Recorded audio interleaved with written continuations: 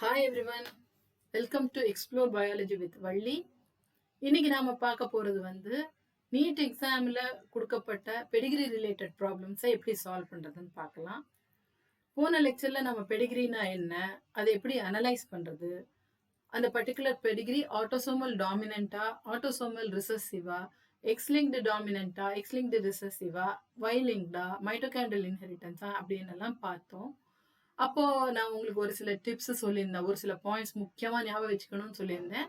அந்த பாயிண்ட்ஸ் எல்லாம் அப்ளை பண்ணி இப்போ நாம இந்த ப்ராப்ளம்ஸ் எல்லாம் சால்வ் பண்ண போறோம்.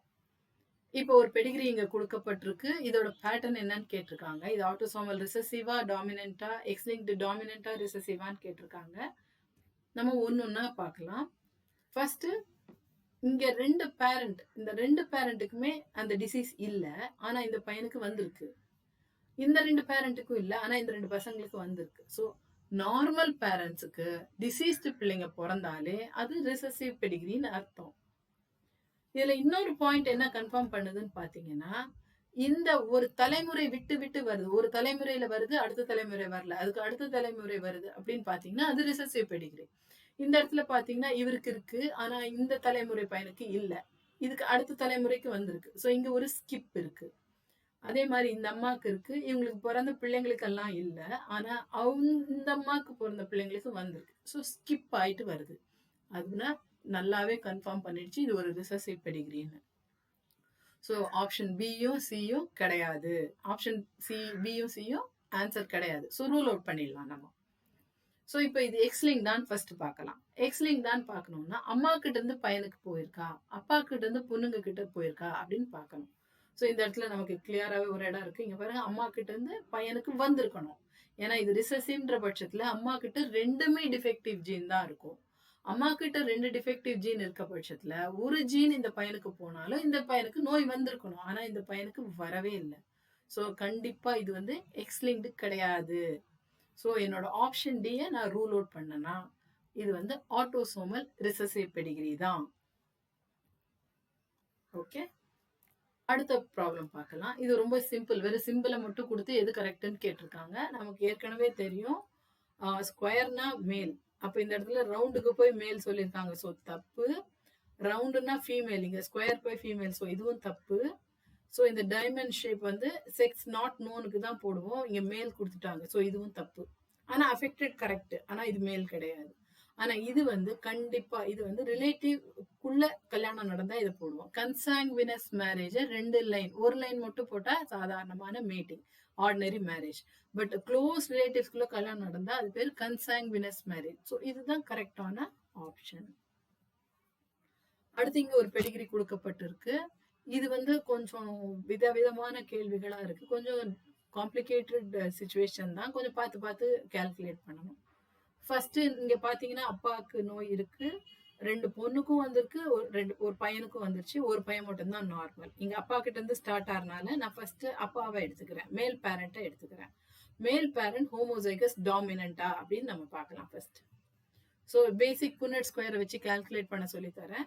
இந்த இடத்துல இது ஆட்டோசோமல் டாமினண்டா இருக்க பட்சத்துல கொஸ்டின்ல ஹோமோசைகஸ் கொடுத்தனால நான் அப்பாவை ஹோமோசைகஸ் டாமினண்டா எடுத்துட்டேன்.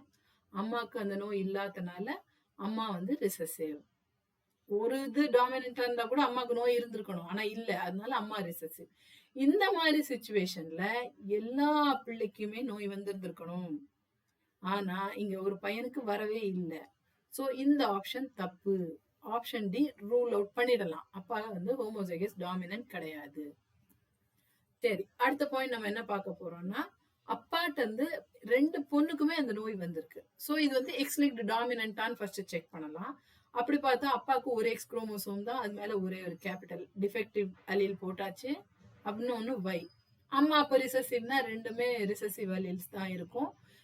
இப்படி இந்த மாதிரி கண்டிஷன்ல என்ன பார்த்தோம்னா, டாட்டர்ஸ் ரெண்டு பேருமே அஃபெக்ட் ஆயிருப்பாங்க, ஆனா ரெண்டு சன்னுமே நார்மலா இருக்கணும், ஆனா ஒரு சைன் அஃபெக்ட் ஆயிருக்கான். ஸோ இது டெஃபினட்டா எக்ஸ்லிங்க்டு டாமினன்ட்டும் கிடையாது. சரி, இப்ப அடுத்து எக்ஸ்லிங்க்டு ரிசசிவான்னு பார்க்கலாம். எக்ஸ்லிங்க்டு ரிசசிவ் டிசீஸ்னா ஒரு காப்பிலேயே அப்பாவுக்கு வந்திருக்கும். ஸோ எக்ஸ்டி போட்டுக்கலாம், அம்மா ரெண்டுமே டாமினன்ட் அலீல் போட்டுக்கலாம். இந்த கேஸ்ல என்னன்னு பாத்தீங்கன்னா கேரியர் டாட்டர்ஸ் இருப்பாங்க, 2மே நார்மல் சன் தான் இருக்கணும். நார்மல் சன் தான் இருக்கணும். ஆனா நமக்கு ஒரு இன்ஃபெக்டட் சன் இருக்காங்க. அதனால அம்மா ஹெட்ரோசைகஸா இருக்கலாம். அம்மா ஒரு கேரியரா இருக்க பட்சத்துல பாசிபிள். ஸோ நம்ம வந்து ஆப்ஷன் ஏவை நோக்கி போகுது நம்மளோட ஆன்சர். சரி, இப்ப அம்மாவை ஹெட்ரோசைகஸா வச்சு நான் போட்டேன்னா அஃபெக்டட் டாட்டர்ஸ் வரும், கேரியர் டாட்டர்ஸ் வரும், நார்மல் சன் வரும், அஃபெக்டட் சன் வரும். இந்த பட்சத்துல நார்மல் டாட்டரே வராது அப்படின்னு சொல்ற ஆப்ஷன் பியை நான் ரூல் அவுட் பண்ணிடுவேன். ஸோ அம்மா ஹெட்ரோசைகஸா இருக்க பட்சத்துல நார்மல் சன்னும் பாசிபிள், அஃபெக்டட் சன்னும் பாசிபிள். இது பாத்தீங்கன்னா carrier daughters possible, affected daughters possible, normal son possible, affected son possible. அம்மா ஹெட்ரோசைகஸா இருந்தா மட்டும்தான். ஸோ ஆப்ஷன் ஏ தான் இதுக்கு கரெக்டான ஆன்சர். ட்ரைடு வந்து கலர் பிளைண்ட்னஸா இருக்க முடியாதுன்னு சொல்லியிருக்காங்க. ஆனா நாம கண்டுபிடிச்சது படி பார்த்தா இது X linked recessive. Colour blindness வந்து எக்ஸ் ரிசெசிவ் டிசீஸ் தான். ஸோ சியும் தப்பான ஆன்சர் தான். ஃபர்ஸ்டே நம்ம இது தப்புன்னு போட்டுட்டோம். ஸோ நம்மளோட கரெக்ட் ஆன்சர் பார்த்தீங்கன்னா அம்மா வந்து ஹெட்ரோசைகஸா இருந்தா மட்டும்தான் இந்த Pedigree possible. So answer is female parent is heterozygous. இப்போ நம்ம இந்த பெடிகிரி பார்க்கலாம். இதுல நார்மல் பேரண்ட்டுக்கு அஃபெக்டட் சில்ட்ரன் வந்திருக்காங்க. பார்த்தீங்கன்னா இங்க இந்த 2 பேரண்ட்டும் நார்மல், இவரும் நார்மல், இவங்களும் நார்மல். பார்த்தா பசங்க 2 பேருமே அஃபெக்டட்.